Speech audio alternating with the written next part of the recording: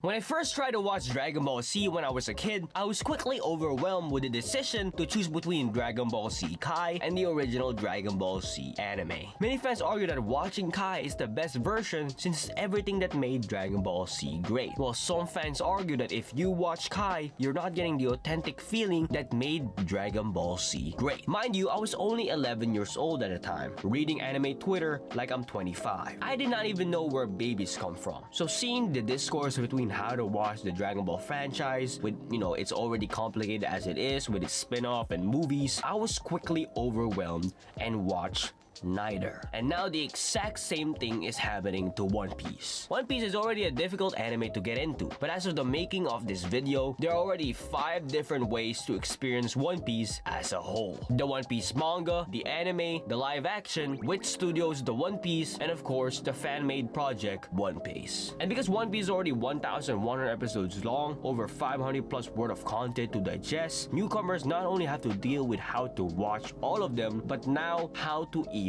start. That's why today we're gonna be talking about how to get into One Piece in 2026. Subscribe, like, support small creators like me, and fuck Jack. But before we even start, the most important advice I could give to someone that is just starting off One Piece is that it doesn't matter how you try to consume it. Whenever you read it, watch it, skip a few arcs, dub or sub, it doesn't matter. As long as you, the viewer, is enjoying the ride. Even me, I'm not a perfect One Piece fan. I skipped the Punk Hazard arc during my first watch. I watched over 500 episodes of One Piece on 360p, and worst of all, I skipped the entirety of the G5 filler arc in One Piece. And guess what? I still love One Piece. Because what mattered is that I was having fun. And I was having lots of fun. If you ever feel like One Piece is too much, which it can be sometimes since it's over 1,000 episodes, no one is gonna blame you for taking a break, especially not me. Some of the fans might treat watching One Piece as a race, but you shouldn't be pressured into watching as many episodes as you can just because you're trying to catch up. Again, the most important thing is that you're having fun. But with that out of the way, let's answer the most important question in this video. How do you start One Piece? Because we have seen Batman's parents die 8 different times. We have seen Uncle Ben die 7 different times. And now I have seen Superman be defeated by Kryptonite 1 billion different times. And now as of 2026, we have seen Shanks lose his arm 6 different times. And now that Wit Studio's One Piece is gonna release in February 2027, we now have 5 entry points into experiencing One Piece as a whole. I'm going to be talking about each one, and you have to make the decision whenever or not you should go with that one or not. Let's start off with probably the fastest and most efficient option among all of them, the One Piece manga. The manga is by far the fastest version of One Piece you can consume, and is by far the closest version to Oda's original vision. It has no pacing problems, no filler, just straight up One Piece as a whole. Now, there are 2 ways to read the One Piece manga, the classic black and white version or the digitally colored version online. I'm an anime only person, so when I transitioned into anime to manga, I was completely mind blown to some of the art that I seen from Oda. The islands, the characters, some of the scenes, it's like they're coming out of my face. Oda's art pieces look beautiful, so much detail packed in every panel, every background, and every character design. Even for me as an anime only, I feel like I was missing out on some of these stuff because I was. Because the One Piece manga has something that other versions do not, which is extra content.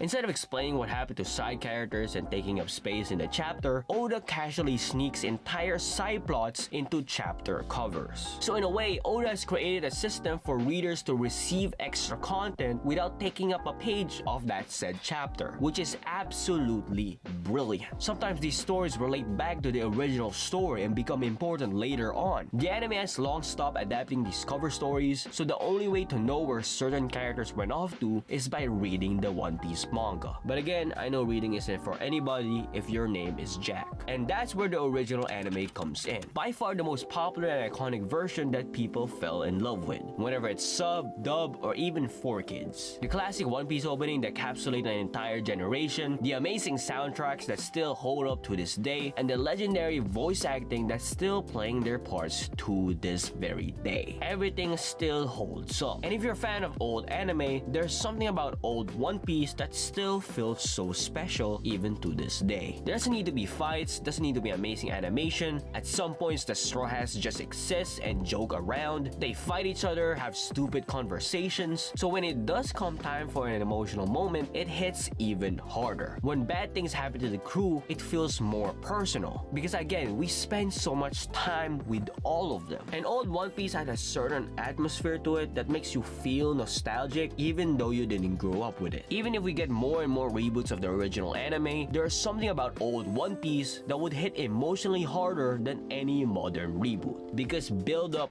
matters. The One Piece anime understood to let its viewers breathe, but sometimes breathe a little too much. We all know the post-time skip problem that came with the original anime, which is its pacing. Dressrosa's pacing was absolutely horrible. It adapted 0.8 chapters per episode, which means it has way more anime episodes than manga chapters. But what if you want the anime experience as well as the manga's pacing? Well, let me introduce you to One Piece. If you don't know One Piece by now, it is a fan-made edit of the original anime designed to make the pacing closer to the original as possible, which means One Piece cuts down on many filler, irrelevant flashback, and non-canon-like material, which in turn leads to a better paced story. Dressrosa alone, which is One Piece's worst paced arc, had over 25 hours removed from the original. And mind you, there are over 75 people who worked on this project. If fans of the show that deem that 24 hours of Dressrosa irrelevant.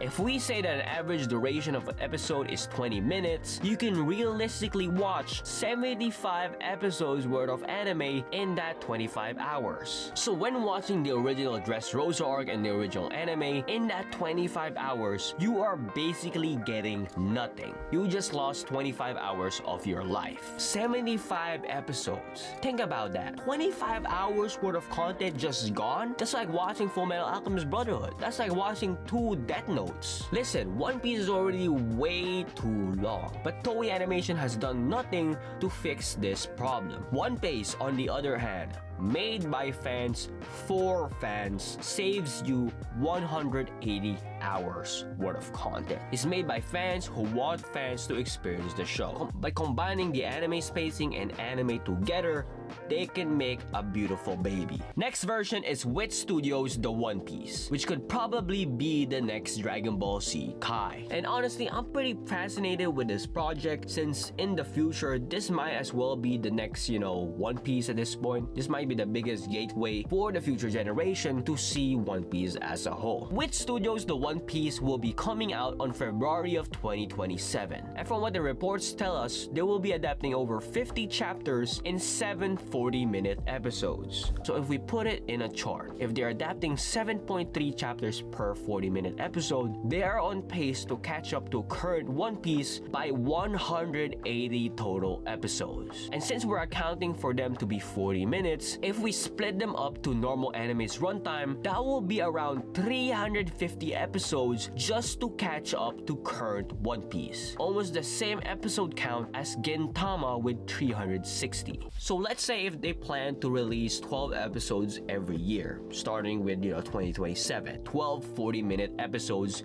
every year. They could catch up to One Piece right now in 2043. But again, that's not even the most craziest part because One Piece is not finished. Let's say One Piece goes for another 8 years. They could realistically, the Wit Studios One Piece can finish in 2051. I will be 44 years old, the same age as my mom right now. Who knows if the world even exists in 2041? Not even 2041, 2051. What will the NBA look like? Will Wemby still be dominating? Who knows? 2051. What will happen in 2051, bro? Hopefully there will be aliens or something. Please. Like, we're bound to have aliens, right? Maybe. Who knows? Maybe they'll probe us. I don't know. Maybe I want to be probed. Who knows? Again, I'm not a film expert, but with what's happening with The Boys and Stranger Things and all the final seasons, I think this 8-episode thing will just die down, honestly. Like, hopefully this will be the last of 8-episode series, because, bring back 12-episode series, man. I want to see that. And lastly, the final version in this video, the One Piece live action. Now, this might sound like I'm joking to you guys, which I'm not. Why would I joke to you guys? I love you guys. Because the One Piece live action is really good. It has 8 episodes per season, and now that it's confirmed Netflix is going to adapt Alabasta, that means the live action is adapting 220 chapters in total 24 episodes. Which means it's by far the fastest way to watch One Piece as it is. But like always, live action anime adaptations are always a tough pill to swallow. I don't normally recommend others to start with a live action, but again, if the anime is not your thing, if anime is not your thing, then maybe start with a live action and then jump board when the live action stops in Alabasta. I think the live action is a good gateway to to some things. People who doesn't like to watch the anime can watch the live action and say that, oh, this is pretty good. I'm interested in One Piece now. Let's do it. But who knows? Maybe it can become its own standalone thing in the future. No one knows. Listen, One Piece is already a difficult enough series to watch and start, and many challenges can come your way when starting this franchise. Especially with some of the many bad apples in our fandom. See, our fandom. I hate when people got into Mr. B's ass because he's trying to watch One Piece, he's trying to get popular out of One Piece. Let's all hate him. That's kind of fucking weird, right? That's really weird for me. Like, I don't know Mr. Beast personally. Maybe, who knows, maybe he's evil. Like, oh, he'll give me $10,000 so I don't know, choke myself. Who knows?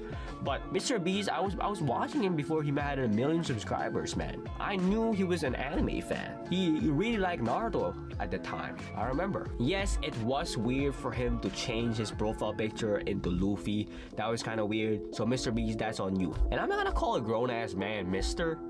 Like, I'm gonna call you Beast, man. Why am I calling him Mr. Beast, man? It's fucking weird. Listen, but I see many people trying to get into One Piece and people are like, oh, you're a LARPer. I really hate that word, by the way. You're a LARPer. You try to I'm a gatekeep this thing just for me and just for other people and not for you guys. I just hate that, okay? I'm a LARPer. I watch One Piece. Call me a LARPer, please.